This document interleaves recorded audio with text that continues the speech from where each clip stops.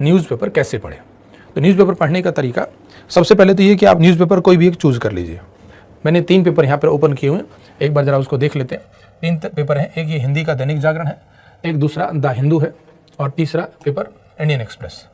आपको हिंदी में पढ़ना या इंग्लिश में, ये आपकी भाषा पर निर्भर करता है कि आप कौन सी भाषा को समझ लेते हैं। आपको लगता है सर हम इंग्लिश समझ लेते हैं, इंग्लिश समझ लेते हैं तो हिंदू भी पढ़ सकते हैं, इंडियन एक्सप्रेस भी पढ़ सकते हैं।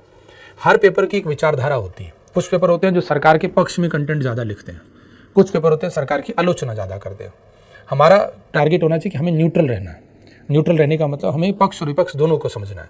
जैसे मैंने अभी आपको बैंकों के विलय का टॉपिक पढ़ाया था, तो पक्ष भी समझना है, विपक्ष भी समझना है।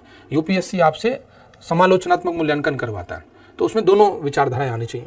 इसका एक तरीका तो है कि आप 2 न्यूज़पेपर खरीद सकते हैं, लेकिन कई बार ऐसा होता है एक ही पेपर में दोनों तरह के आर्टिकल आते हैं। बट आपको देखना होता है ये आर्टिकल कौन सा, इसमें जो बैलेंस्ड आर्टिकल लिखा गया है, जो पक्ष और विपक्ष दोनों को समाहित करता है।